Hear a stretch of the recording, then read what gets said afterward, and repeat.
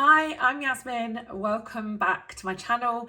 If you're new, my name's Yasmine. I talk about my money journey and everything that comes along with that.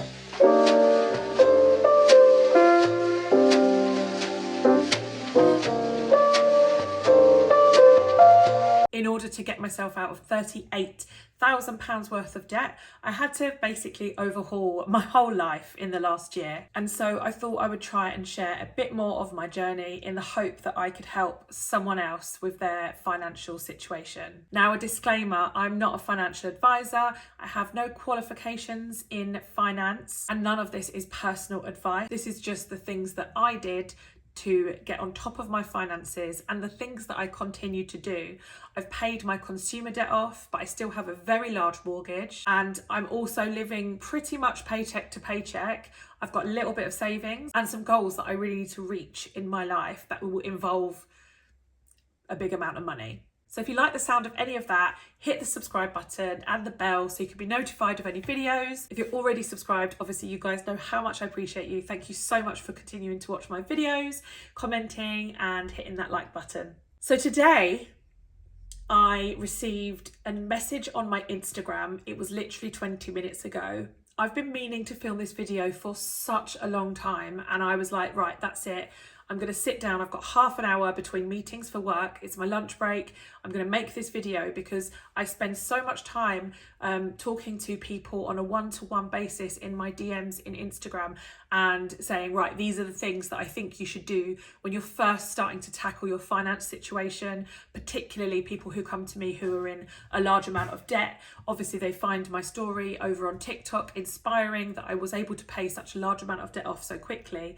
It's definitely not common, and I'm not suggesting that it's easy or that anyone else could necessarily do it. I had a lot of things on my side, for example, some of the videos going viral, and I was able to utilize my platform to make extra money in that time. I am not unaware of that. I'm also not unaware of the fact that I have a good wage. So all of this is just around the way that you do things rather than the specifics. So I wanted to share my 10 top tips. They're not really in a particular order. They're kind of in the order that I would do them, but not exactly. Number one, find someone you trust, be it a friend, a partner, a family member. Try and look around in your life and see, okay, who can I talk to about this? Whether it's a secret that you've been holding, or maybe people know that you've got some money worries, but you haven't really shared the whole situation with anyone. You might not know yourself. When I was in a large amount of debt, I didn't actually know how much debt I was in. There's a lot of shame in the media, in TV that we see connected with debt, but I promise you, you have absolutely nothing to be ashamed of. In the time that I've been talking about debt and money online, I've had hundreds, if not probably over 1,000 people contact me and tell me that they were in debt and they found my story inspiring enough for them to talk to a family member or a friend, and all of them got support and they realised there's so many more people in this situation than you realise. We're kind of told that we shouldn't talk about money, and that's exactly why I run this channel. I think we should talk about money. I think we would all be better off if we did. We'd be able to support each other, and it would be easier to say, I can't afford that today, it's not in my budget. So that would be my first bit of advice. Try to find somebody that you can trust, that you feel you can talk to. 2, write everything down. You literally need a pen and paper, but you can do it on a spreadsheet if you want. Use anything. Write down all of your bills, when they come out your bank accounts. You might need to go through your bank accounts and have a look at when they are, because if you're anything like me, you set direct debits up and you just ignore them and you manage on whatever money's left each month after those bills have come out. But all of those bills should be intentional choices for you to be paying them. Obviously, we all have certain bills that we have to pay, but we should feel like we're in control of those bills. So write everything down, when it comes out, who it's to. If it's a debt bill, does it have interest? Try and find that out. Write down any income that you have, roughly when in the month you receive it. This could take you some time. I think for me, it took a couple of weeks. I had to really look around as to what was happening and which accounts I owed what to. So don't pressure yourself to have this done in one hit. I even found some direct debits later down the line that I hadn't noticed in the first time that I did this. But the difference is you're starting to take control, you're writing it all down. Once you have a picture of where you're at, you'll be able to uncover where the problems lie. It could either be that you're spending too much or you just don't have enough income for your bills, but at least knowing what the problem is will help you to be able to decide what to do next. 3, try to categorize your spending into wants and needs. I'm not suggesting you need to do anything about any of them now, but when you've got your list, if you look at them and start to decide whether it's a need or a want for you, this is incredibly personal. I don't need Netflix, but somebody who isn't very mobile might absolutely need it for them not to go crazy bored if they're having to spend quite a lot of time on their own. TV could be their company. It's an individual decision as to whether that's a want or a need. So try and categorize everything into want and need. Don't have to make any decisions when you're doing this, but just get an idea for where you're at with it. It will help you later with when you're starting to make some decisions about your finances. Tip 4, check in with yourself. This is a really big process to start. I promise you, the hardest part is starting. The little kind of successes that you have from reducing bills, increasing income, feeling less stressed, feeling less alone, finding the community, paying off bits of debt, all of those things will grow your interest and motivation to do this. So the hardest bit is getting going. So while you're in this process of checking all your bills, finding out how much debt you're in, trying to find someone who's your safe space to go and talk to, just check in with yourself and your mental health and consider the fact that this is a big thing. It might have been a big burden. It might have been something that was affecting your sleep, and you need to allow yourself a bit of space to recognize that. Again, just because you're seeing now that you want to do something about your debt, do not put pressure on yourself. Your mental health comes first.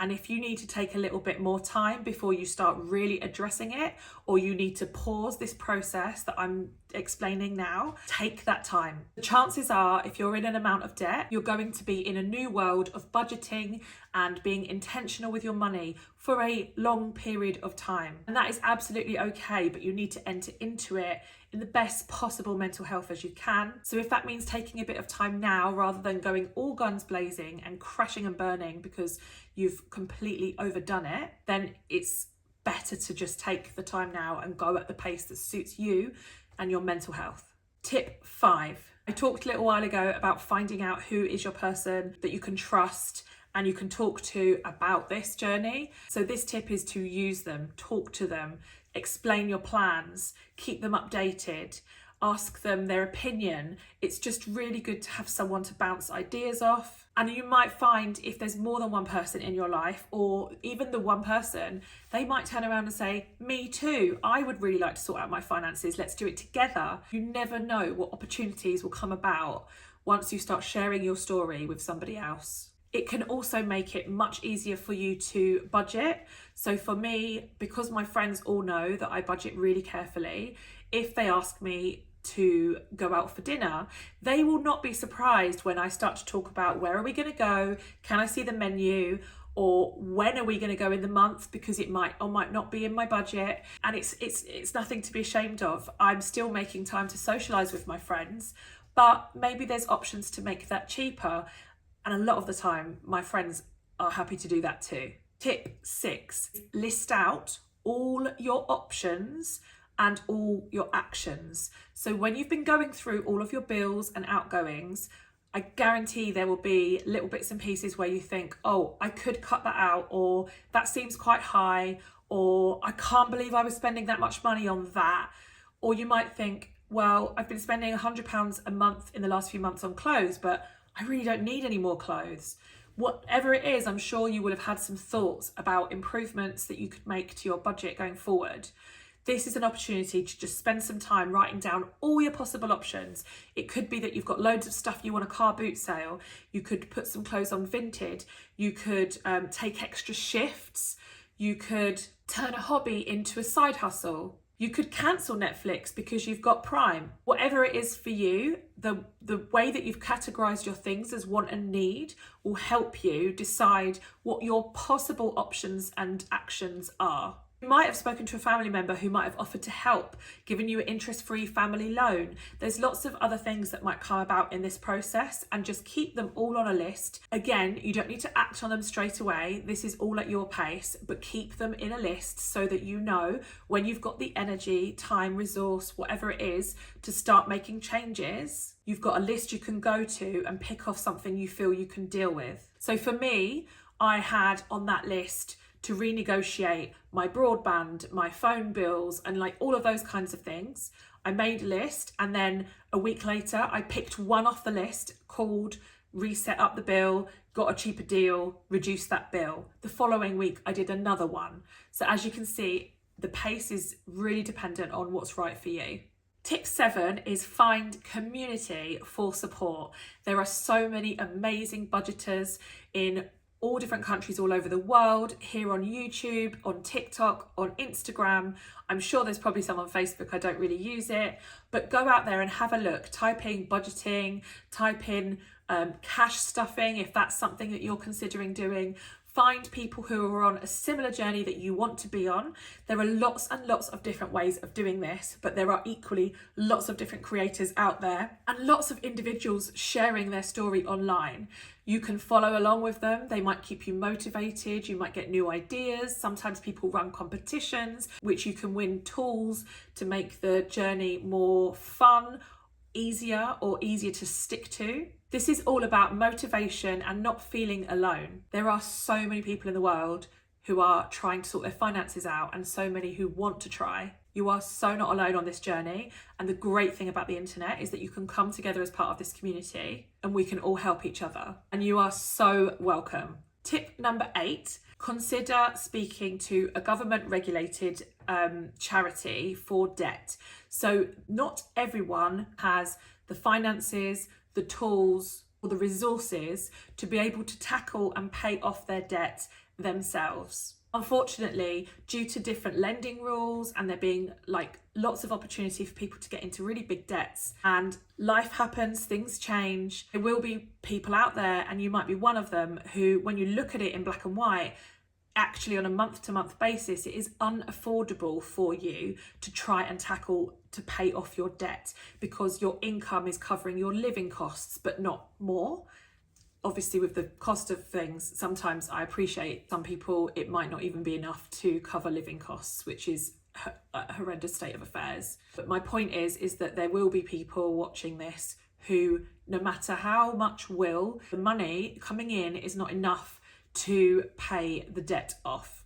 In those instances, I 100% recommend talking to a government regulated debt charity. In the UK, I would recommend Step Change. They're able to give you advice. They're trained in order to give you advice and give you options. They might recommend plans. There will be impacts to you based on those plans. So just make sure that you call them for advice, and you know that you don't need to sign up for anything immediately. They will give you options. Have a think about them. Make sure you read all the small print. Make sure those decisions are right for you, because there are things that can happen to help you reduce the debt, but that might have an impact on your credit rating. So you just need to be sure that you understand everything before you enter into any kind of debt payment plans or agreements. So call them for advice. It's free. And like I say, don't feel pushed into anything. Make sure you understand, use the people around you, or look online to understand more about anything that's offered. Tip number 9, get deep and emotional with your goals. Why are you doing this? Are you doing it because you just want to be out of debt, or is there a bigger thing? So for me, I wanted to get out of debt because I really wanted to live in a house that was not owned half by my ex. We had not a very good relationship, and we had split up 2 years before I started my debt journey. It ended with, it was not a good relationship, and it didn't end well. And I certainly didn't want to live in a house that he partly owned. But there was absolutely no chance of me being able to buy him out because I had all of this consumer debt. My income wasn't high enough to remortgage. I couldn't see a way out. Kids were settled in school, so I felt like I couldn't move. I don't have tons of family support around me. And this was all the reasons that went behind why I wanted to pay my debt off. So throughout that whole process of paying my debt off, every time I had £10, putting it towards debt, which at times was obviously pretty miserable, I remembered the reason I was doing it was because I felt like when I didn't have to live in a house that was partly owned by my ex, I would have a sense of freedom and a sense of security. And that was from me asking myself, why do I want to pay my debt off? And then I kept asking, but why? But why? But why? I want to pay my debt off so that I don't have debt. But why? Well, I don't want to have debt so that I can remortgage. But why do I want to remortgage? I want to be able to remortgage so that I can buy my ex out of the house. But why do I want to buy my ex out of the house? Because he is part of my past, and because the relationship wasn't great, I want to move on with my life. But why do I want to move on with my life? Because I want to be happy, secure, and provide a wonderful future for my children. This is when it starts to really get under your skin. You start to feel emotional about your goal, and that is what drives you to being able to achieve it, particularly if it will take a long time. Tip number 10. Tip number 10 is celebrate every single success. Get excited about reducing your phone bill. Get excited about selling some things for 10 quid on Vinted. Get excited when you've paid off £10 off of a debt, £20 off of a debt, killed a small credit card. If you've got loads of debts, when you've got rid of one of them and it's gone, celebrate it. Celebrate it with your friends, with the community, anonymously online, whoever it is. Find someone to tell how proud you are of yourself for achieving this. Every single pound saved or paid on debt is a massive achievement. Basically, the day you decide to do this, that's a massive achievement. I keep saying it, but the biggest part is starting. I wholeheartedly believe that you can do this. And finally, my bonus bit of advice, which goes to absolutely everyone, and it's the one that I believe in the most strongly: never compare yourself. I talked a lot about community. I think it is brilliant to follow people and have them along for your journey and watch their journey. But please remember, there's no right or wrong way of doing it. The options will be different for everybody. Everybody's wants and needs will be different. Remember the Netflix example? For me, it's not a need at all, but there are absolutely people who will need it. There is no pace at which this should be done. Your mental health is most important. Also, you may have things that you need to improve in your house. Maybe you need a lick of paint on the walls. It's okay, once you're in control of your budget, to spend money on your here and now. It's very important to continue living life in the way that feels best for you. And just because you want to try and tackle debt or pay off debt, it doesn't mean you need to stop living. Once you know what your budget is, what your options and actions are, you can find something that suits you, and that's never going to be exactly the same as someone else's. All of the things I've said in this video are completely agnostic of how much money you've got, how much debt you're in, if any. You could just be on a savings journey. It's all about your mindset, getting into a place where you want to tackle it and progressing forward in a positive, supportive, and celebratory way.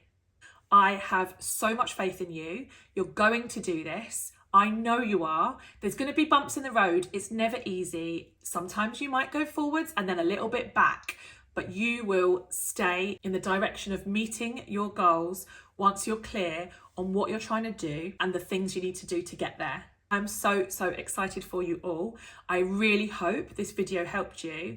I know there's been tons of people ask me, what do you do? And I hope this video kind of gives you, this is how you start. Thank you so much for watching. If you did enjoy this video, please give me a thumbs up, subscribe if you haven't already, and I will see you in the next one.